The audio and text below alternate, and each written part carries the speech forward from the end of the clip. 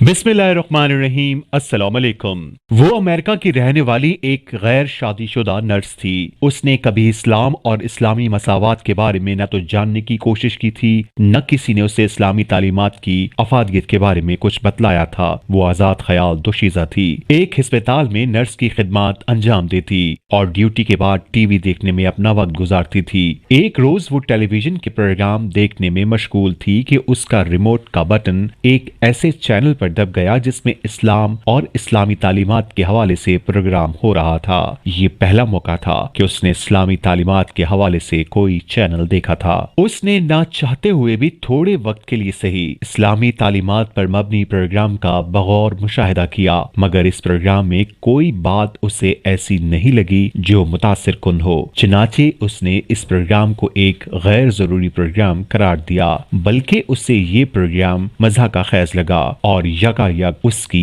हंसी निकल गई। उसका बयान है कि मैंने पहली बार इस्लाम के बारे में जो कुछ सुना वो इसी चैनल से सुना। चैनल में जो मालूमात पेश की जा रही थी वो मेरे लिए मजा का खेज थी। मैं एक अस्पताल में नर्स का काम करती थी। दूसरी मर्तबा मुझे इस्लाम के बारे में इसी अस्पताल में सुनने का मौका मिला जिसमें मेरी ड्यूटी थी।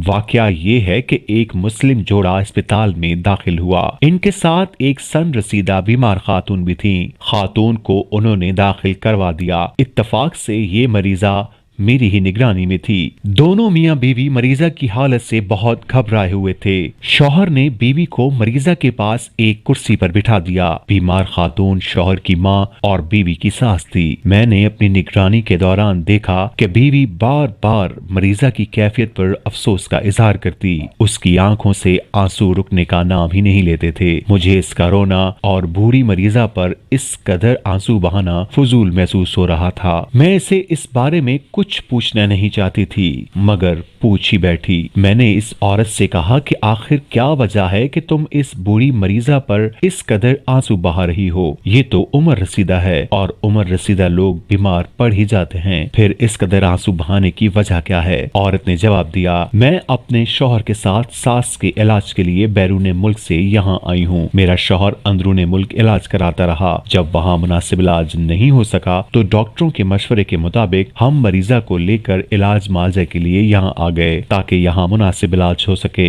दौरान गुफ्तगू वो औरत अपनी सास की शिफायाबी और सेहत याबी के लिए बार बार दुआएं करती थी और उसके आंसुओं की लड़ी टूटती ही न थी। मुझे ये देखकर बहुत ताज्जुब हुआ। मैं चंद लम्हे के लिए किसी सोच में खो गई। मैं दिल ही दिल में कह रही थी, इस औरत को देखो जो अपने शौहर के साथ उसकी माँ के इलाज के लिए बैरून मुल्क आई है और सास की किस कदर खिदमत गुजार है। मैंने तो कभी अपनी माँ की खिदमत के बारे में भी नहीं सोचा। 4 माह हो गए हैं मैंने अपनी माँ से मुलाकात तो कजा, उसकी खैरियत मालूम करने की भी जहमत नहीं की, बल्कि आज भी मेरे दिल में अपनी माँ से मुलाकात का कोई इरादा नहीं है। अपनी सगी माँ के साथ मेरा ये रवैया है। भला शौहर की माँ होती तो मैं कहाँ तक उसकी खिदमत कर सकती थी। इन दोनों मियाँ बीवी का माँ और सास के साथ हुस्न सलूक देखकर मैं हैरत ज़दा थी, खास तौर पर ऐसी सूरत में जब माँ की हालत नागुफ्ता बहुत तक तशवीशनाक थी। मुझे इस बात से भी बड़ा ताज्जुब हुआ, भला ये मरीज खातून जिसने जिंदगी के दिन पूरे कर लिए हैं और अब इसके मरने का वक्त करीब पहुंचा है, तो भला ऐसी सूरत में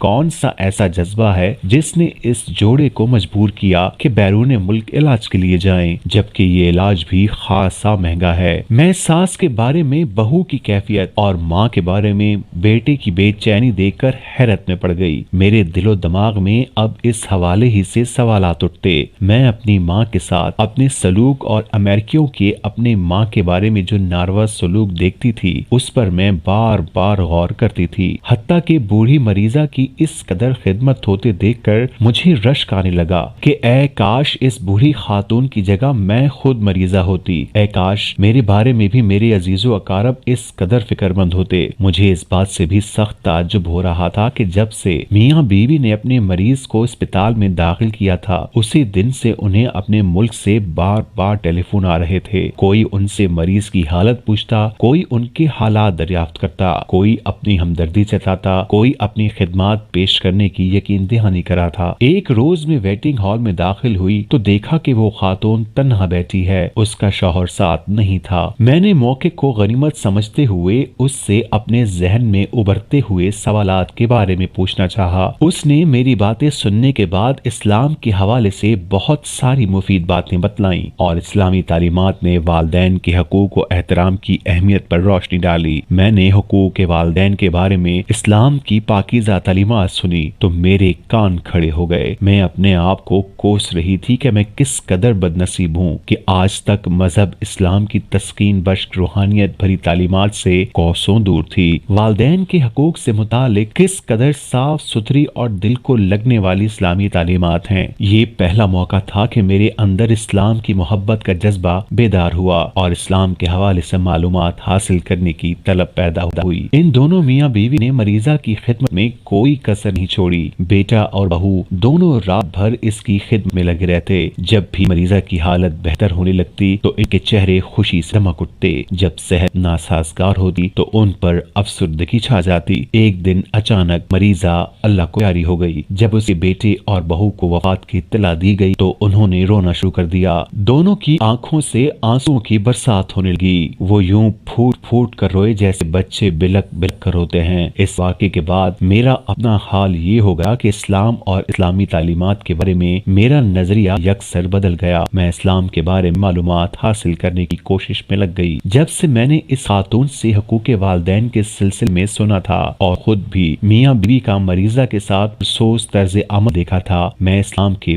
بہت قریب آ گئی تھی۔ میں نے اپنے نمائندے کو ایک اسلامی مرکز میں بھیج کر حقوق والدین کے موضوع پر کتابیں منگوائیں اور مطالعہ شروع کر دیا۔ جوں جوں میرا مطالعہ وسیع ہوتا گیا، میں اسلام کی طرف بڑھتی چلی گئی۔ والدین کی حقوق کے حوالے سے جب میں کتابوں کے مطالعے میں محو ہوتی تو میں خود کو ایک بوڑھی ماں خیال کرتی اور تصوراتی دنیا میں چلی جاتی۔ مجھے محسوس ہوتا کہ میں ایک عمر رسیدہ ماں ہوں اور میرے ارد گرد میرے بچے ہیں جو میری بے انتہا خدمت کر رہے ہیں اور مجھ سے اپنی ہمدردی اور محبت کا اظہار کر رہے ہیں۔ اسلام میں ماں باپ کی حقوق کی تعلیمات پڑھ کر ہی مجھے اسلام سے شدید محبت ہو گئی، چنانچہ میں نے قبول اسلام کا اعلان کر دیا۔ میں نے اسلام کی جملہ روح پرور تعلیمات اور اس کے پاکیزہ اسباق پڑھے بغیر صرف والدین کے حقوق کے حوالے سے معلومات حاصل کر کے قبولیت اسلام کا اعلان کر دیا۔ حقوق والدین کے علاوہ میں نے اسلام کی دوسری تعلیمات کا مطالعہ نہیں کیا تھا۔ الحمدللہ آج ایک مسلمان خاتون ہوں۔ اللہ کے فضل و کرم سے میں نے ایک انتہائی شریف النفس صالح مسلمان سے شادی بھی کر لی ہے۔ اس سے میری اولاد بھی ہوئی ہے۔ میں برابر ان کی ہدایت و توفیق کی دعائیں کرتی رہتی ہوں۔ سبحان اللہ۔ دین اسلام میں والدین کے ساتھ حسن سلوک کی شدید تاکید کی گئی ہے اور ان سے بدسلوکی کرنے سے منع کیا گیا ہے۔ اولاد پر والدین کا حق اتنا بڑا ہے کہ اللہ تعالیٰ نے اپنے حق کے ساتھ والدین کا حق بیان فرمایا ہے، یعنی مخلوق خدا میں حق والدین کو باقی تمام حقوق پر ترجیح دی ہے۔ اسی طرح حضور نبی کریم صلی اللہ علیہ وآلہ وسلم نے بھی والدین کی نافرمانی کرنے اور انہیں اذیت و تکلیف پہنچانے کو کبیرہ گناہ قرار دیا ہے۔ والدین سے بدسلوکی کرنے والے بدنصیب کو رحمت الہی اور جنت سے محروم قرار دیا ہے۔